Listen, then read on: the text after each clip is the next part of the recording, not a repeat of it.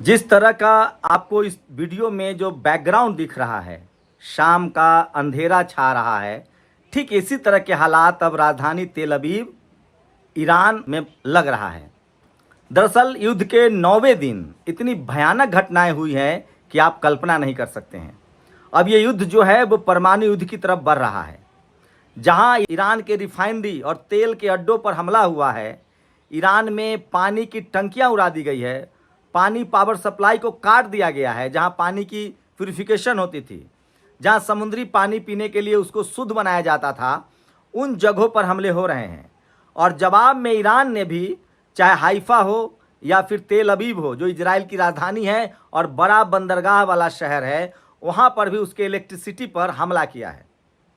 तो ये युद्ध जो है अब तकनीकी रूप से बहुत जानलेवा होते जा रहा है। सोचिए, अगर किसी शहर के बिजली का जो संयंत्र है उसको उड़ा दिया जाए तो वहाँ क्या स्थिति बनेगी। तेल का संकट बढ़ता जा रहा है, बिजली का संकट बढ़ता जा रहा है, चाहे इजराइल हो या ईरान हो, दोनों तरफ नुकसान हो रहा है।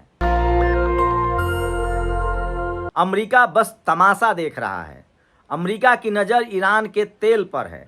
लेकिन मैं फिर कह रहा हूँ, युद्ध के 9वें दिन ये साबित हो गया है कि किसी भी कीमत पर ईरान कम से कम सरेंडर करने के पक्ष में तो नहीं है। उसकी मिसाइलें इतनी मारक क्षमता वाली है कि इजराइल को उसने खंडहर में तब्दील कर दिया है। जो हालत अब तक फिलिस्तीन की हुई थी, वो हालत अब इजराइल की राजधानी तेल अवीव की है। और युद्ध के 10वें दिन इस तरह के हालात हैं कि दुनिया में लोग सकते में हैं। आप कल्पना नहीं कर सकते हैं, आप इमेजिन नहीं कर सकते हैं कि किस तरफ दुनिया बढ़ रही है।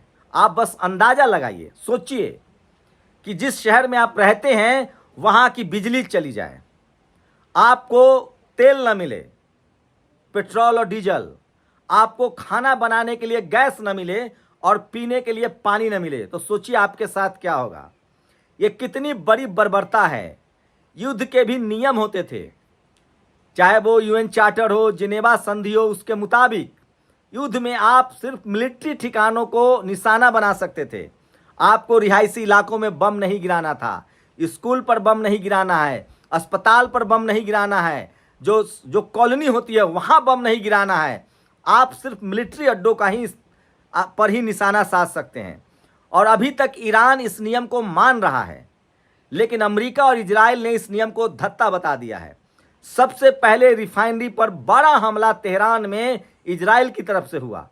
उसके बाद से स्थितियां और बिगड़नी शुरू हो गई है। और अब ईरान ने भी तेल अवीव हो या फिर हाइफा हो, दोनों के बिजली संयंत्र को उड़ा दिया है, जिसके बाद से लगभग तेल अवीव का आधा शहर अंधेरे में डूबा हुआ है। वहीं हाइफा शहर जो है वो पूरी तरह से अंधेरे में डूबा हुआ है।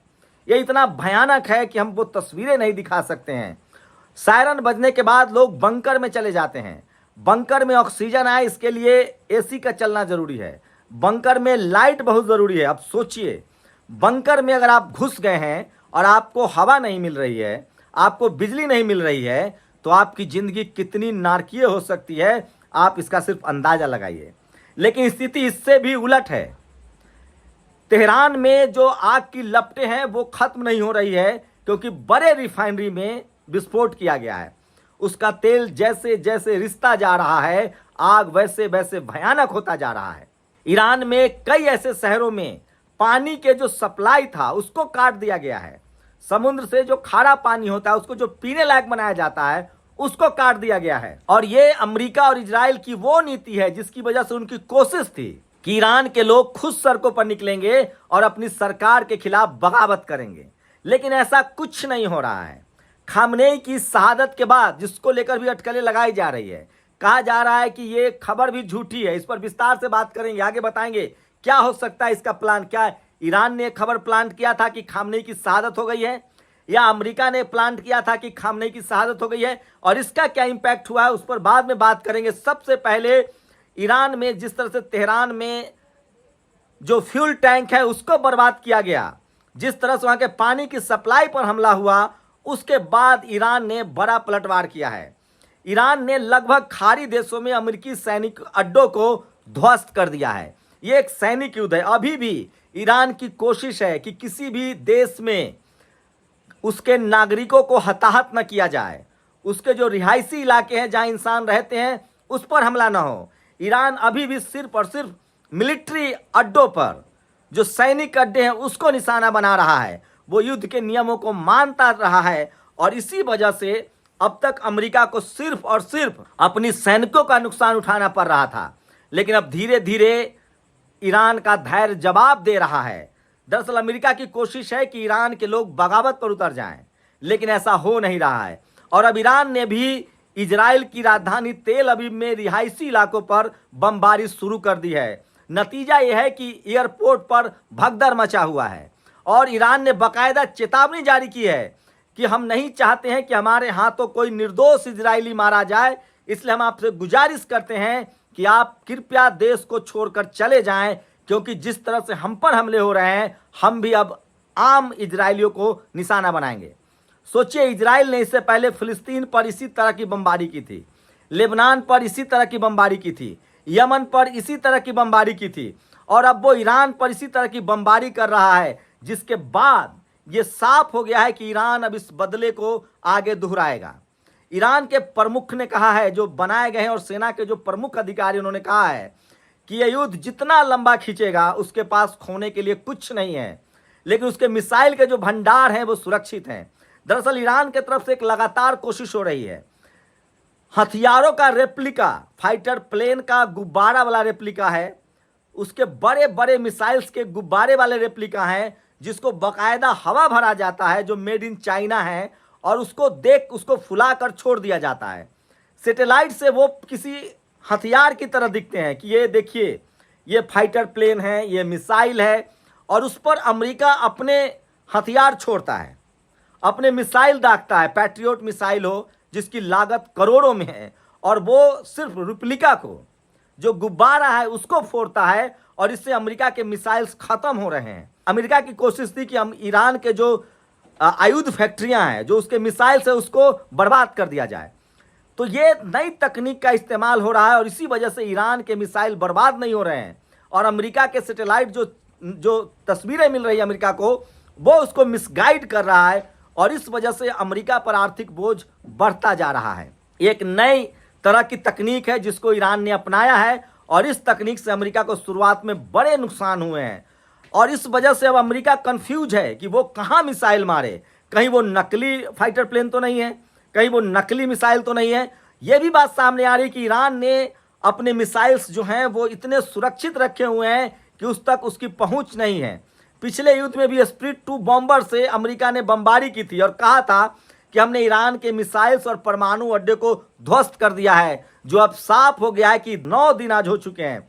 9 दिनों के युद्ध में जब आप ईरान को नहीं हरा पाए तो ये युद्ध लंबा खींचेगा। ईरान ने साफ कहा है कि हमारे पास 2.5 लाख मिसाइल की क्षमता है और आगे भी हम इसको बढ़ा रहे हैं। हमारे पास लगभग 400 ड्रोन बनाने की रोज की क्षमता है। खबरें ये भी आ रही है कि लगातार चीन ने हथियारों की सप्लाई बढ़ा दी है, रूस ने हथियारों की सप्लाई बढ़ा दी है, और इस तरह से 2 देश तो बिल्कुल बर्बादी के कगार पर हैं।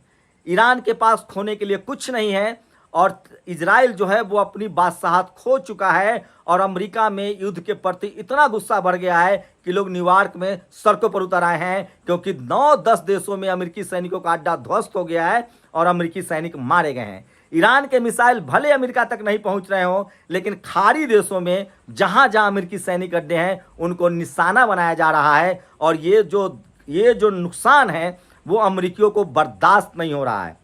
अब एक दूसरी बात बता रहा हूं जिस पर खबरें छन छन करा रही है कि खामनेई की मरने की बात झूठी है। अगर ये बात अमेरिका ने फैलाई है तो उसकी कोशिश थी कि ईरान हार मान ले, ईरान के लोग विद्रोह कर दें और वो सत्ता पर कब्जा कर ले और अपने पपेट को बैठा दें। और अगर ये खबर ईरान ने फैलाई है तो उसकी कोशिश थी कि खामनेई, जो कि ईरान में एक प्रतिष्ठित नेता थे, और उनके 4 बेटे, आज भी इतनी ईमानदारी की मिसाल दी जाती है कि उनके 4 बेटे खामनेई के आज भी रेंट के घरों में रहते हैं और वहां की जनता पैरों पर खड़ी हो जाए। तो फिलहाल खामनेई की मौत की खबर से ईरान को फायदा हो रहा है और हर ईरानी अब सड़कों पर खड़ा है इस युद्ध में लड़ने के लिए।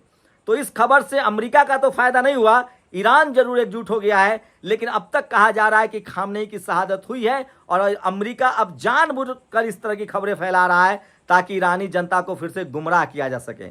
तो युद्ध का 9वां दिन विभत्स युद्ध है और कहा जा रहा है कि इसी तरह से अगर युद्ध चलता रहा तो पूरी दुनिया में संकट के बादल मंडराएंगे, चाहे तेल हो चाहे गैस हो, और पूरी दुनिया की अर्थव्यवस्था चौपट हो जाएगी। शुक्रिया। दस्तक की आपसे गुजारिश है कि अगर इसको बचाना चाहते हैं तो नेशनल दस्तक को सब्सक्राइब करने के लिए रेड कलर के सब्सक्राइब बटन को दबाएं, फिर बेल आइकन की घंटी दबाएं। नेशनल दस्तक को बचाने के लिए बहुत जरूरी है कि हर खबर को शेयर करें, लाइक करें, कमेंट जरूर करें।